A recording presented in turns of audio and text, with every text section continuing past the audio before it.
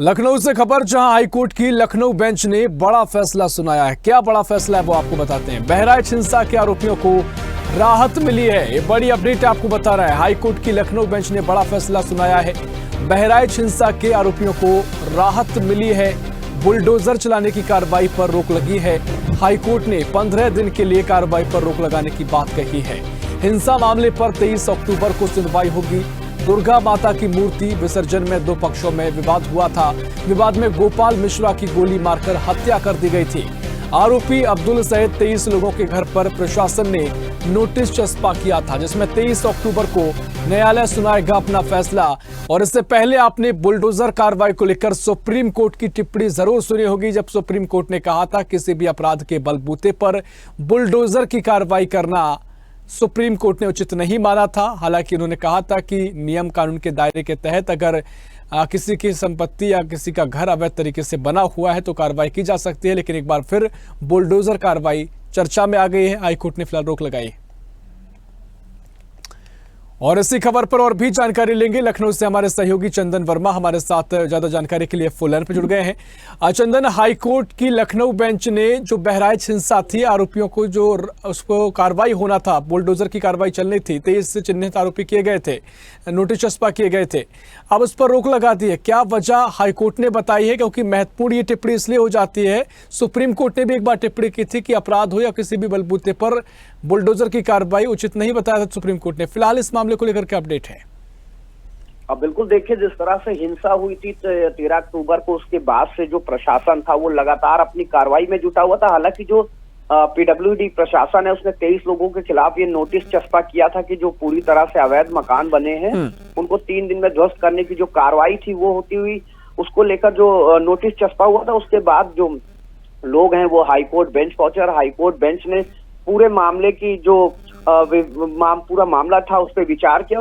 विचार करने के बाद जो अधिकारी हैं उनको भी उन्होंने एक नोटिस भेजा है। नोटिस पे कहा गया है कि साफ तौर पे कि किस तरह से यह अवैध है और क्या क्या चीजें हैं कि, तो इस पर विचार करके 23 तारीख को इस पूरे मामले पर मामला जो फैसला है तो वो आने वाला है। 23 तारीख को जो फैसला आएगा उसके बाद ही देखिए कुछ तस्वीरें साफ हो पाएंगी। हालांकि हाईकोर्ट ने जो है बुलडोजर पर रोक तो लगा रखी थी, लेकिन जिस तरह से ये हिंसा हुई थी उसके बाद से लगातार जो आगजनी का मामला था वो पूरे प्रदेश के साथ साथ पूरे देश में फैला हुआ था। क्योंकि जिस तरह से ये मूर्ति विसर्जन का मामला था उसमें ये हिंसा हुई थी, उसमें जो गोपाल मिश्रा है उसकी गोली मारकर हत्या कर दी गई थी, उसी के बाद से लगातार जो प्रशासन है वो अलर्ट मोड पर दिखाई दे रहा था। लेकिन जिस तरह से ये जो याचिकाकर्ता है ये लोग जब हाईकोर्ट पहुंचे तो हाईकोर्ट की जो बेंच है, जो न्यायाधीश है, उनके पूरे मामले पर जब सुनवाई करी और सुनवाई करने के बाद जो अधिकारी है, जो संबंधित अधिकारी है, वो चाहे लखनऊ वो चाहे बहराइच प्राधिकरण की बात करी जाए चाहे पीडब्ल्यूडी की बात करी जाए,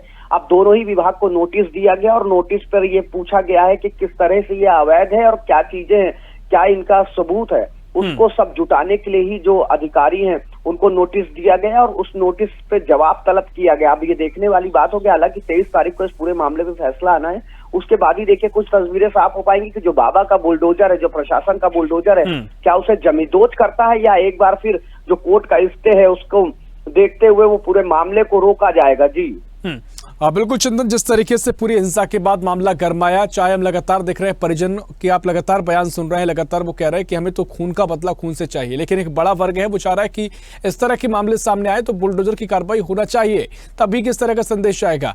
लेकिन जिस तरीके से सुप्रीम कोर्ट ने टिप्पणी की थी, कोई भी अपराध करता है तो उसके बलबूते पर बुलडोजर की कार्रवाई नहीं की जा सकती, उचित नहीं है। और उन्होंने सुप्रीम कोर्ट ने कहा था कि अगर कोई अपराध करता है बेटा तो बाप के घर पर बुलडोजर नहीं चलाना चाहिए, अगर बाप कोई अपराध करता है तो बेटे के घर पे बुलडोजर की कार्रवाई ना हो। अगर इस तरह की टिप्पणी सुप्रीम कोर्ट ने की थी, क्या ये सब मानकों को तय किया गया था?